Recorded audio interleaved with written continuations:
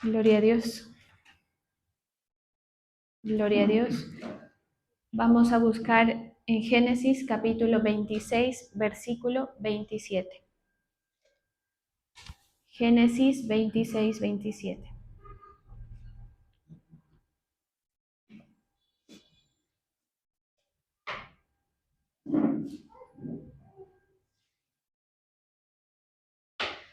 Y les dijo Isaac: ¿por qué venís a mí, pues me habéis aborrecido y me echasteis de entre vosotros? Gracias, Señor, te damos por este momento. Te pedimos que tú nos hables por medio de tu palabra, que ministres, Señor, con tu Espíritu Santo, esa palabra, esa semilla, Señor, para que dé fruto abundante en nuestras vidas, Señor. Te lo pedimos en el nombre de Jesús. Amén y amén. Isaac les preguntó: ¿por qué vienen a buscarme si ustedes me odian y me echaron de su tierra? Otra versión dice: Isaac les dijo: ¿por qué vienen a verme ahora si antes me odiaban y me obligaron a irme de su tierra? Bueno, este pasaje está abriendo la historia de Isaac después de la muerte de Abraham. Es Isaac el que se convierte portador de la promesa, es decir, la misma promesa de Abraham, sin cambiarle absolutamente nada. Él está en cabeza de ese pacto. Y ese capítulo 26, digamos que está dedicado enteramente a él, a su inicio, ¿sí? A ese traspaso que hizo el Señor, eh, como protagonista ya él de la obra de Dios, de la promesa del Señor. Hasta que Abraham no fue quitado, Isaac todavía no tenía por qué avanzar con esta promesa ni sentirse portador de ella, así como pasó con Moisés y Josué, ¿sí? Eh, cuando hasta que Moisés no es quitado de la tierra, pues Josué no tiene todavía nada que hacer al respecto. Sin embargo, ellos hasta ese momento son observadores de la obra, de un modelo. Este pasaje está hablando y una de las versiones tiene como título, dice, Los pozos de Isaac. Porque aquí lo que se destaca entre muchas otras enseñanzas, porque hay bastantes enfoques, es cómo Isaac sigue adelante esa manera de su padre de levantar altares y pozos, porque los pozos ellos los consideraban como altares. Por eso cuando está Jesús con la samaritana, le habla de un pozo, ¿sí? Ella estaba en un pozo y le dice: era aquí donde veníamos a adorar, el pozo de Jacob, ¿sí? Porque ellos, por la tradición, lo que había sido enseñado a través de Abraham, levantaban altares de esta manera. Entonces, el contexto, digamos que es una hambruna. A Abraham le tocó una o dos hambrunas en su trayecto por la tierra, no la tierra prometida, sino como peregrino. A Isaac también le toca una de ellas, le toca su primera situación, digamos, un poco retadora. Él se encuentra en Gerar, dice la palabra, y en Gerar en un inicio lo reciben muy bien, ¿sí? Y entonces, ¿qué pasa? Que empieza a ser notoria la bendición del Señor sobre Isaac, a tal punto de que los moradores de Gerar empiezan a sentirse incomodados con la presencia de ellos, inclusive ellos se acercan y le dicen que él está prosperando más que todos ellos, a tal punto de que el rey Abimelech le dice que por favor se retire de estas tierras. Antes de retirarlo, empiezan a ponerle tropiezos a Isaac. ¿Cómo le ponen tropiezos? Cerrando los pozos. Dice que los sellaban. Todo lo que ellos habían cavado, que era trabajo, ¿sí? Porque pues para la época cavar un pozo no era tan sencillo. Entonces era trabajo de ellos, inversión de ellos, y venían estos otros moradores y les cerraban el asunto. Ni siquiera lo cogían para ellos para usar, sino que de entrada se lo cerraban. Así sucedió un par de veces. A la tercera vez ya ellos no fueron capaces de cerrarle el pozo a Isaac, y él a estos pozos los llama de ciertas maneras. Y dice la palabra que les puso los mismos nombres que Abraham les había puesto. Todo esto, todo este contexto tiene un significado. Inclusive cada nombre tiene su contexto pues un poco más profundo en cuanto a lo trabajoso que fue hacerlos, ¿sí? ¿De qué nos habla esto? La palabra, en una parte, por eso les digo, en uno de los enfoques en los que se los puede mirar, que cuando nosotros vamos a levantar un altar para el Señor, cuando vamos a disponer adoración, porque el altar va de la mano con la adoración, pues el enemigo siempre va a tratar de montar la contraparte, digamos, para que no podamos avanzar con ello, ¿sí? Es decir, que alcanzar una profundidad en la adoración con el Señor no es tan sencillo. Yo creo que todos lo hemos vivido en nuestro proceso de fe, ¿sí? O sea, que usted se meta en la presencia no es fácil. O sea, pasan muchas cosas alrededor en tu vida, distractores, muchas cosas que a ojos humanos no se ven tan contundentes, pero que si tú tienes fe y lo entiendes esto por el lado de que el enemigo está haciendo todo para evitarte a ti el flujo que tienes que recibir de parte de Dios, pues tiene todo el sentido del mundo, ¿sí? Para ellos el pozo era significado de prosperidad y de todo lo que Dios les daba, o sea, el agua del pozo era como la bonanza de Dios para ellos y tanto físicamente como espiritualmente, ¿sí? Entonces,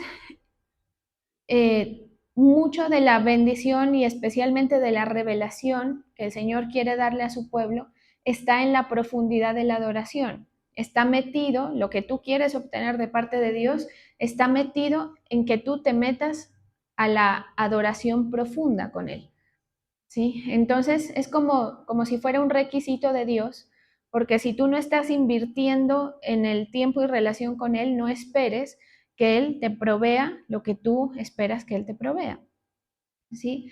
En todas las áreas de la vida. Por eso aquí estamos hablando desde lo material, ¿sí? Lo económico para el caso de ellos y para nosotros también, como también ese contexto espiritual y de revelación. Y era en esos pozos, en esos altares que Abraham y que Isaac y que luego Jacob levantaban cuando el Señor se revelaba a ellos y cuando el Señor guiaba, ¿sí? O sea, Abraham en muchas oportunidades nos da a entender la palabra que él estaba un poco perdido porque él iba sin rumbo. O sea, él no le dijeron vas a ir a determinada parte específica, ¿sí? Eso sí le tocó a Moisés, por ejemplo, ¿sí? Que le dicen a la tierra de Canaán, ¿sí? Pero a Abraham le tocó a una tierra que yo te mostraré.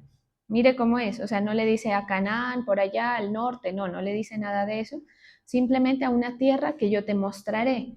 Para que os suceda ese acontecimiento de que el Señor te muestre, tiene que pasar esto, ¿sí? Es la manera como el Señor estableció que le enseñó a Abraham y que Abraham le enseña a su descendencia. Entonces, digamos que Isaac, Abraham tampoco y Jacob, ninguno de ellos estuvo exento de las condiciones humanas que sucedían. Por ejemplo, la hambruna. El hecho de que ellos fueran prósperos, que se notara la bendición del Señor, no quería decir que no hubiese la dificultad como tal, ¿sí? O sea, sí había una tensión mayor a la que hubiera si todas las cosas estuvieran en una normalidad en la tierra y demás, o sea, no hubiera esta hambruna. Pero ellos lo viven, su historia de fe la viven, por supuesto, con todos los matices humanos que nosotros encontramos en nuestra vida. Sí, y por eso es que son tan valiosas pues las historias de la Biblia, porque tienen todos los matices humanos que tú vives y que yo vivo. Es decir, los desánimos, las situaciones de tu alma que te impiden mirar con fe, los conflictos o las dificultades que la vida de cualquier ser humano tiene, ¿sí? Que son hambruna, enfermedad, soledad y demás. Entonces, mire que aquí Abraham, Isaac, especialmente, tomaban estas situaciones de una manera muy acertada en la fe, ¿sí? Jacob, por ejemplo, toma la situación de él cuando sale de la casa de sus padres también en una manera muy acertada de fe, sin decir que no haya sido difícil anímicamente, porque él vive mucho lo que es la soledad. O sea, todo ese trayecto de la casa de sus padres a la casa de su tío Labán ¿sí? Es un trayecto muy largo. O sea, a él le pasan un montón de cosas en ese camino. Mm, y lo único que lo mantenía él en la claridad de pensar que Dios estaba presente era cuando él, en esa soledad, levantaba altar y el Señor se le presentaba. Entonces, después de que Isaac sale, lo echan. O sea, es como que tú estés, como que te esté yendo bien en tu negocio, en tu trabajo, que tú empiezas a prosperar en tu trabajo, empiezas a ser notario y te digan, no, ¿sabes qué? Te vamos a despedir, te vamos a sacar. ¿Qué implica? Es empezar nuevamente. Es la incomodidad de moverte a otro lugar, ¿sí? Que eso implica muchas cosas, una adaptación y demás, y es volver a empezar. Esa incomodidad la vive Isaac. En esa soledad dice la palabra que vuelve y levanta un altar, ¿sí? Y en ese altar el Señor le recuerda la promesa. Dice que Elohim, hay una versión que lo llama así, Elohim se le aparece a Isaac y le recuerda que él es ahora el portador de la promesa y algo típico de la palabra y que se lo expresa a la gente y que usted lo ha escuchado, que no debemos menospreciar, es no temas, no temas porque yo estoy contigo. ¿Sí o no? Que muchas veces nos han dicho eso. En palabra, en predicación, en consejo, te han dicho no temas, el Señor está a cargo de ti, el Señor está al control. Si la persona, si la fe de la persona no le da para tomarse esa expresión de Dios en serio, es muy difícil sobrevivir, ¿sí? A las tensiones que te trae la vida, que las tenemos todos. Si tú no estás en una condición de fe que acepte la palabra del Señor, porque la palabra hay que aceptarla, o sea, no siempre a ti la palabra te va a sorprender, ¿sí me hago entender? Hay muchas cosas que tú ya las conoces y que si las usaras con fe, tuvieran el poder para obrar. Lo mismo le dijo a Josué, cuando ya le tocó a él asumir el ministerio de Moisés, le dijo, no temas porque yo estoy contigo, yo voy delante de ti. Eso básicamente es lo que el Señor le dice cuando se le presenta en la soledad. El Señor no lo dejó, ¿sí? Estuvo ahí presente, fue notorio, a tal punto de que sucede este pasaje que estamos leyendo. Viene Abimelech con dos acompañantes y se le presentan a él y le dicen, o sea, como quien dice, queremos hacer como las paces con ustedes, y Isaac les dice, porque vienen a mí, pues me habéis aborrecido y me echáis de entre vosotros. O sea, ¿qué los trae por acá nuevamente? Y aquí hay algo contundente y claro que le dice a Abimelech, y es, sabemos que Dios está contigo, algo así. ¿Sí? No sé si Marcos ahí lo pueda colocar. Vinimos porque sabemos que el Señor está contigo. Y dijimos, hay ahora juramento entre vosotros, entre nosotros, entre tú y nosotros. ¿Qué quiere decir? Es como decir, nosotros queremos tenerlos a ustedes como una especie de socios, hacer algún acuerdo. Bien podía Abimelech seguir en sus cosas, ¿sí me hago entender? Pero este hombre tenía algo, ¿sí? O sea, la Biblia muestra que tenía algo de discernimiento espiritual que le hacía ver eh, ciertas características. Por ejemplo, en el caso de Isaac, eh, características como que no se podían meter con él, ¿sí? Que era mejor tenerlo de su lado, que era mejor hacer las paces. Por supuesto que esto llevó su tiempo, porque en primera instancia la reacción de ellos es cerrarle las puertas, ¿sí? Movidos pues por la envidia y, y todas estas situaciones que nacen en el corazón de cualquiera. Pero entonces aquí ellos necesitan un pacto. Es como decir, vamos a tenerlo de nuestro lado. Y entonces el Señor hablaba a mi corazón acerca de esto porque uno en el camino de fe vive estas cosas. Todas estas cosas uno las vive y una de ellas, sobre todo cuando el Señor está siendo más notorio en tu vida, es el rechazo de tus familiares, de tus amigos, de las personas, de la gente de tu trabajo. Si ven que a ti te está yendo bien en algo, tratarán de ponerte la zancadilla y demás.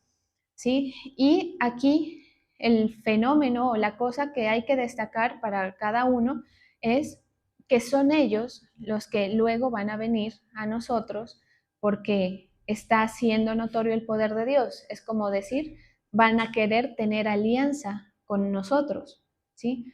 Porque somos portadores de una condición espiritual que le favorece.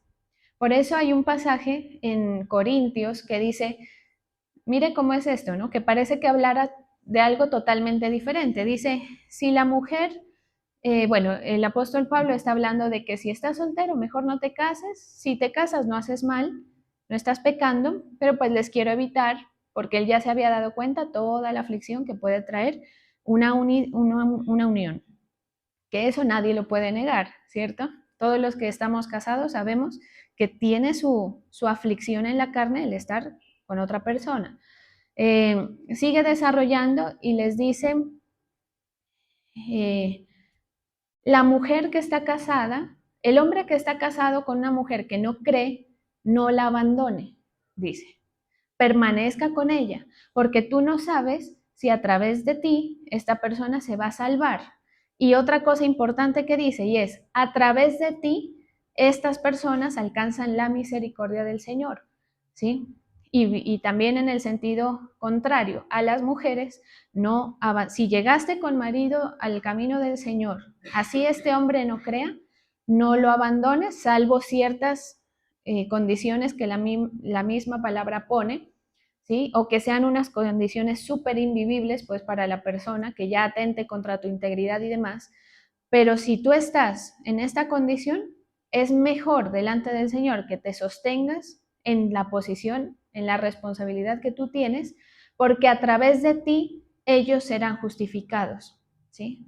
Entonces, mire que muchas veces el Señor ha salvado gente de esta manera y que toda la vida han rechazado la palabra y toda la vida han estado aparentemente opuestos, pero es lo único que conecta a esas personas con el Señor y lo único que suaviza la postura de Dios frente a esas personas. O sea, ellos pueden ser vistos con un poco más de misericordia por causa de ti, de tu fe. ¿Sí? Entonces, mire que es lo mismo acá. O sea, la gente va a ver que hay alianzas que se pueden hacer, ¿sí? Con los que son notoriamente hijos de Dios. Esto no quiere decir prosperidad económica necesariamente, ¿sí? Usted mira en la palabra un montón de ejemplos, pero lo que sí es innegable es que la presencia del Señor en la vida de una persona es notoria, tiene que ser notoria. Si no es notoria, pues algo debe estar sucediendo, sobre todo cuando eso se prolonga en el tiempo, ¿sí? Porque está bien que hay momentos que hasta el mismo Señor Jesús lo vivió. Padre, ¿por qué me has abandonado? O sea, parece que no estuviera ahí, ¿sí? La presencia de Dios. Pero si esto se prolonga y si tu constante es mmm, no la, no esa notoriedad de que el Señor a ti no te deja, de que siempre el Señor te sale con algo. Esa es la experiencia, yo creo que de todos los que creemos. O sea, que puedes tener dificultades, pero siempre te llega lo necesario en el momento justo, siempre el Señor te da la mano, siempre te bendice a través de alguien y te va llevando en tu proceso de fe de esa manera que obviamente todo esto, este contexto que estamos hablando debe ir en un ascenso, debe ir en una cuestión de mejoría, porque el Señor no quiere o no muestra pues una intención de tener a sus hijos o a sus siervos digamos, viviendo de las migajas en todos los sentidos, ¿sí? O sea, de las migajas afectivas, por ejemplo, que mucha gente vive así. Hay gente que está con una persona porque vive de esas migajas, ¿sí? De eso poco que le da la persona y demás. Por eso le digo, el Señor nos llama abundancia, por eso la constante es de los siervos de Dios la presencia y prosperidad del Señor. Entonces, aquí resalta Isaac, digamos que él usa esta expresión. Acuérdese que estos hombres de los que hablamos no eran tampoco ningunos santos, ¿sí? Eran como nosotros. Entonces, la respuesta de Isaac, si bien es tranquila, no se queda como con la espina, ¿me hago entender? Dice, pero no era que nos odiaban y nos echaron y me obligaron a irme de su tierra. ¿Cuál es el motivo? Y también es en una manera obligar a estas personas a decir, mira, el motivo es este. O sea, ¿qué pasó en tu corazón para que tengas que cambiar de concepto? Y usted eso lo va a ver en su vida cuando alguien le haya hecho algún daño, no sé, le haya cerrado las puertas, cuando la persona, porque todos somos seres que vamos en pos de lo que nos conviene, ¿sí? Y a la gente que te ve, que te rodea, aunque no te lo diga, muy seguramente tú le estás impactando de alguna manera, ¿sí? Con tu fe, con la manera en cómo el Señor te ha respondido, cómo vives tú en una paz, tal vez cada quien con sus características especiales, ¿sí? Pero que son notorias a los ojos de otros y que se hace deseable, ¿sí? Que también aquí se ha enseñado. Hay un pasaje que dice que los hijos se convierten en una tierra deseable, o sea, que a los otros les da ganas de habitar, ¿sí? Entonces, mire, que toda esa hambruna, toda la situación, que el Señor haya permitido que los traten así, que les cierren las cosas que ellos habían levantado, que, que los rechacen, que sean así como fueron con ellos, probaba también la confianza de estos siervos, en este caso específico, de Isaac, ¿sí? Pero, o sea, ¿qué es lo que nos está diciendo la palabra? Que a pesar de esos matices humanos, ¿sí? A pesar de esas situaciones que sí o sí nos toca enfrentar y vivir y que de las cuales nadie se salva, el Señor estaba al frente de eso por la actitud de Él, ¿sí? Por haber conservado. También otra cosa, otra enseñanza que nos deja aquí la palabra es que muy seguramente tu fe va a generar conflictos en otros, ¿sí? Y esto sí, yo se lo dejo ahí, yo sé que tal vez usted lo ha escuchado, pero reflexiónelo, ¿sí? En su vida. Si tu fe no contraría a nadie, es porque es algo muy débil, ¿sí? Es porque es algo que no cambia un rumbo, es porque te manejas igual a los demás, porque tienes el mismo, si tú estás con tus amigos mundanos y ellos todo bien contigo, muy seguro, no es que ellos todo bien contigo, ¿sí? O sea, muy seguramente ellos no ven nada diferente en ti. Es más, los mundanos se alegran cuando encuentran creyentes o personas que dicen que tienen fe y que son iguales, ¿sí? O sea, que se pueden relacionar con esas personas de tú a tú como si fuera cualquier otro de ellos. ¿Por qué se alegran? Porque es como ese concepto de, no, es que yo pensé que los cristianos eran diferentes, pero tú eres un cristiano bacano y demás cosas que usted escucha. Eso, mire, eso es tan tenaz y tan dañado está la doctrina en algunos sectores del cristianismo y del mundo, que hasta los mismos pastores se vuelven así, ¿sí? Poca autoridad, poca influencia, son uno más, ¿sí? Son uno más. El otro día nosotros oíamos una entrevista de un pastor, que obviamente no voy a mencionar quién, pero habían invitado a una persona a hablar de las cuestiones espirituales, ¿sí? De las ciencias ocultas, una persona que daba un testimonio de que había estado en la brujería, en la santería, por generaciones, o sea, la abuela, la mamá, ella, incluso la bisabuela. Y entonces esta persona empieza a hablarle como un mundano más, le dice como que, mira que yo soy un poco ignorante al respecto, el pastor, ¿no? Estamos hablando de la persona, pues. Yo soy un poco ignorante. Entonces le dice, por ejemplo, a mí me encantan las películas de terror, me encantan. Y la reacción de esta persona es tan chistosa. O sea, yo se la mostré a Camilo porque le digo, mírale la reacción a ella como de no puede ser que estemos tan mal. O sea, esta persona que estuvo metida en todo eso tiene conciencia del mucho potencial que tiene el material diabólico, aunque tú no lo veas y aunque yo no lo vea también, ¿sí? Y este que es pastor no tiene eso. O sea, que ¿qué le está enseñando a su iglesia? ¿Sí? O sea, ¿a qué voy con el tema? A que si tú eres igual, si tu fe no genera algún conflicto, ponle atención. O sea, no estoy regañando a nadie, simplemente es para que usted le ponga atención. Porque el problema no es, no, entonces hay que llevarnos mal con los de afuera, no. Hay que llevarnos mal con los mundanos, no, ese no es el objetivo. Pero, ¿por qué es importante ponerle atención a esto? Porque si tu fe no tiene una estructura, el que no va a ser bendecido eres tú. O sea, el que no va a ver la manifestación de Dios eres tú. ¿Sí? ¿Por qué se inquieta la gente del mundo que nos ve? La gente del mundo se inquieta cuando ven en ti la bendición. Si no están todo bien contigo, ¿sí? Así como le pasó a Isaac. O sea, si Isaac hubiera sido una persona que no era sobresaliente en esta tierra, ahí se quedaba, ¿sí? Hubiera vivido tal vez sí más tranquilo, pero no hubiera sido evidente la manifestación. Obviamente, por eso le digo, esta es una gestión de tu actividad espiritual, o sea, de que tú ejerzas tu fe, que te lleve a buscar el altar, ¿sí? A buscar el altar como ellos lo hacían. ¿Cuál era, por decir algo, por enseñarlo de alguna manera, la fórmula de Abraham para que le vaya bien en todo? Como dicen por ahí, para que siempre caiga de pie. ¿Cuál era la fórmula de Isaac?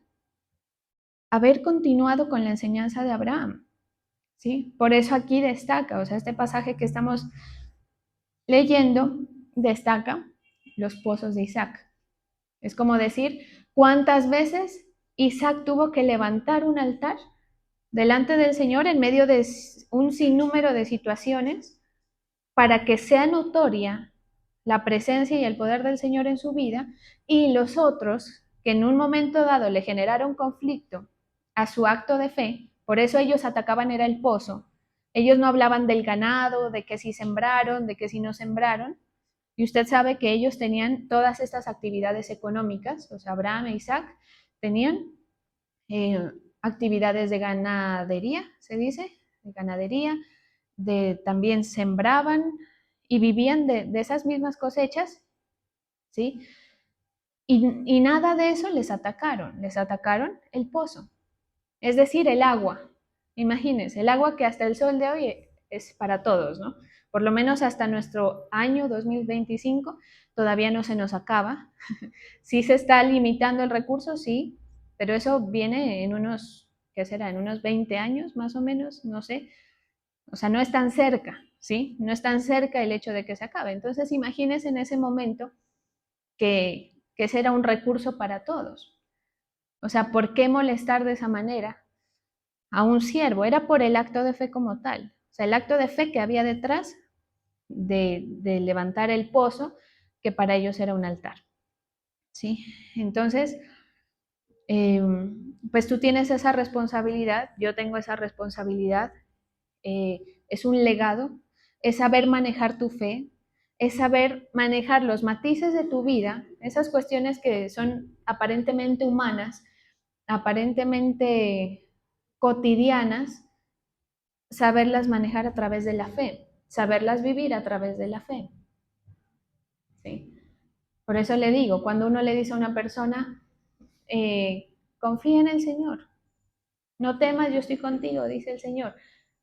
Si tú no tienes fe, no te comes esa palabra que parece tan sencilla, ¿sí? Por eso cuando a veces uno le dice a la gente, bueno, vamos a orar, la gente piensa que uno se quedó sin manera de orientar o de dar una consejería. Y no es así, ¿sí? Es el método.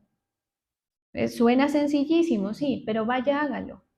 Yo estoy segura, y lo digo con todo el respeto, y considerándome a mí misma también, yo estoy segura que los que estamos aquí no buscamos lo suficiente al Señor, ¿sí?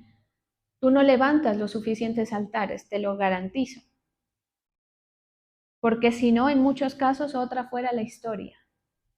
Y ojo con las personas que tienen cierto nivel de autoridad, es decir, padres de familia, madres de familia, con mayor razón. O sea, por eso Isaac, nada se dice de Isaac acerca de los altares cuando Abraham es el que es el padre de familia, ¿sí? El pater familia, como le decían antes, ¿sí?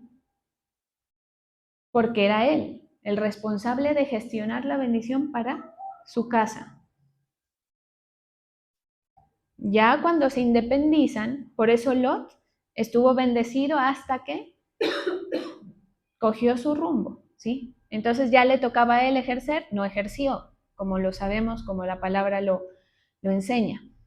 Entonces tú también, de pronto tienes tu posición, si eres un esposo, un papá, a quien primero te va a pedir cuentas el Señor es a ti.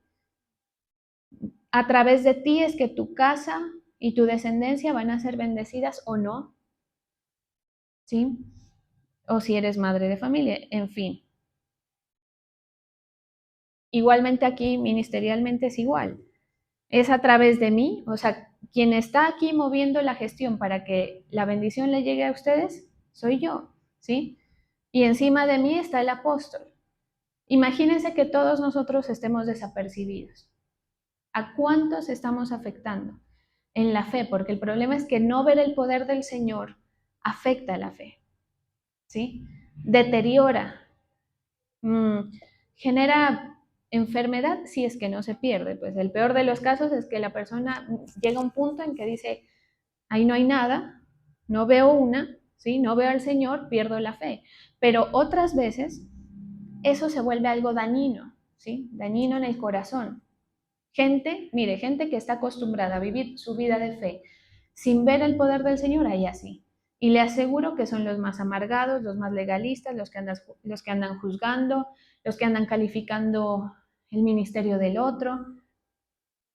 Sí me hago entender porque hay un deterioro en la fe. Cuando uno se da cuenta de que el Señor está, se da cuenta de lo sencillo que es el trámite. O sea, se da cuenta de que no es por uno, no, que no es por el otro, que no es tu contexto, ¿sí? No son nada de esas condiciones o de esos contextos.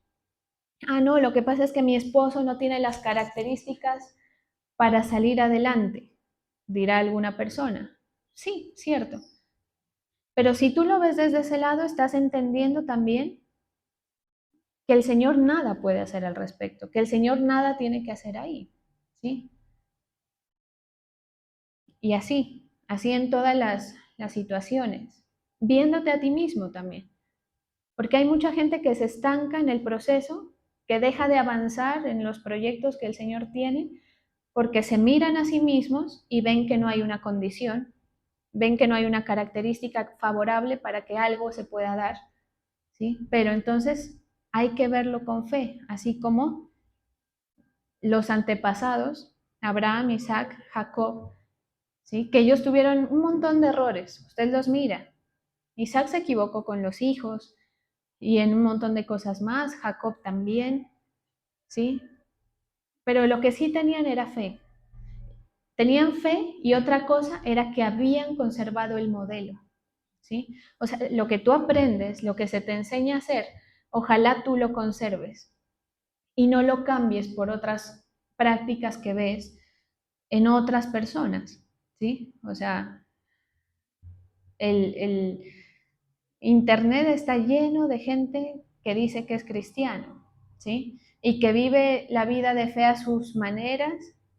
Y por ahí escuchaba yo el otro día que decía, no, es que fulano tiene una relación especial con Dios y entonces se van como como otras ideas, ¿sí? Otras ideas alejadas de la palabra. ¿Cuál es la idea correcta? La que está en la palabra escrita. No es lo que dijo fulano ni fulana, es lo que la palabra dice. Por eso es bueno que usted sepa lo que la palabra dice, ¿sí? Porque Dios no lo quiera, uno empieza aquí a hablar cualquier cosa y usted va a tener la oportunidad de actuar al respecto, ¿sí? Y por eso también ponemos el respaldo bíblico para que usted lo vaya siguiendo. Pero el punto es que si queremos avanzar, hay que seguir con el modelo de práctica de fe que el Señor nos ha instaurado desde el principio, ¿sí? Es decir, Isaac no hizo nada revolucionario, no hizo nada nuevo. Él no dijo, no, entonces mi papá levantaba altar de esta manera, ahora vamos a hacerlo mejor. Ni siquiera decía eso. Lo hacía exactamente igual, ¿sí? Y entonces, eh, esa palabra de bendita será a través de ti todas las familias de la tierra, ¿sí? Y benditos serán los que te bendigan y malditos serán los que te maldigan, tiene un poder, ¿sí? Porque hay todo un gestionamiento de esa persona. Entonces yo le invito a usted a que se mueva en la fe, a gestionar mejor su relación, su altar de adoración. De pronto, lo primero que usted tiene que preguntarse es, ¿yo realmente tengo un altar de adoración? ¿O yo realmente levanto altares de adoración? En su casa, por ejemplo, ¿hay ese espacio para usted? No espacio físico, sino el espacio en el que usted pueda estar en la presencia. El creyente no, mire, el creyente no se sostiene solamente por un culto, ¿sí? No se sostiene. La gente cree que sí, pero es cuestión de tiempo, ¿sí? Hasta que llega algo que supera tu nivel de fe y te arrasa, porque van a llegar las condiciones así. Por eso es que esto tiene que ser sólido. El apóstol Álvaro esta mañana hablaba que a veces en la iglesia hay conductas que son hasta molestas, ¿sí? Que entonces todo lo quieren sujetar, todo, puedo orar por tal cosa, puedo no sé qué, o sea, cosas que deberían ser, eh, que sí están enseñadas y que deben ser en lo que tú has aprendido, tú ya debes saber qué hacer en muchas situaciones, ¿sí? Ahora, yo sé que uno dice esto, entonces la gente que no está del todo conectada con el tema dice, no, entonces ahora no sujeto porque sí me hago entender, o sea, usted tiene que ver, su fe tiene que ser independiente, su fe tiene que poder sin alguien que le esté haciendo la respectiva oración, dándole las palabras de aliento, ¿sí? Sin que, no sé, sin que haya algo diferente que te sujete a tu práctica de fe que no sea tu fe en la palabra. ¿Sí me hago entender? Para que la gente no se equivoque, que eso pasa mucho también. Pero entonces el Señor nos está enseñando es a eso, a que tú tengas conocimiento, claridad, que puedas tener revelación que viene a través de esto mismo, ¿sí? Y que puedas vivir tu vida de fe orientado, con claridades, con principios, como David, por ejemplo, ¿sí? Él tenía principios en su corazón. Por eso, a pesar de que todos le dije, y me dijeron que te matase, le dice Saúl, le dice David a Saúl. Todos tenían aparentemente razón, ¿sí? Era súper fácil equivocarse en ese punto, pero no te toqué, porque había principios establecidos en el corazón de él, y así en muchos más casos que vemos en la palabra, ¿sí? Entonces, después, los que antes nos han cerrado, los que antes nos han pisoteado, con el tiempo, eso sí es algo que el Señor lo determinará, es que empiezan a pensar que es mejor tenerte de su lado, básicamente, ¿sí? O si tienes enemigos y el Señor ve que tienes enemigos, el mismo Señor aplaca, ¿sí? Mire, aquí hay un pasaje que en Proverbios 16:7 que dice, cuando son agradables sus caminos al Señor, aún sus enemigos convierte en paz con él. Aún a sus enemigos convierte en paz con él.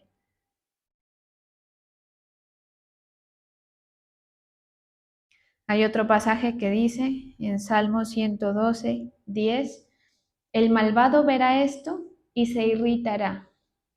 O sea, el incrédulo, el malvado que llama aquí la palabra, verá cosas en ti que le van a dar irritación, crujirán los dientes y se consumirán, pero sus maldiciones no prevalecerán. Esa es otra promesa para los que están en esa conexión con el Señor, para el que levanta altar de adoración en su vida el Señor. Tus enemigos se levantan, se retuercen, como dice aquí, pero sus maldiciones, todo lo que ellos te pongan tropiezo, no prevalecerán. ¿Sí? Entonces, mire que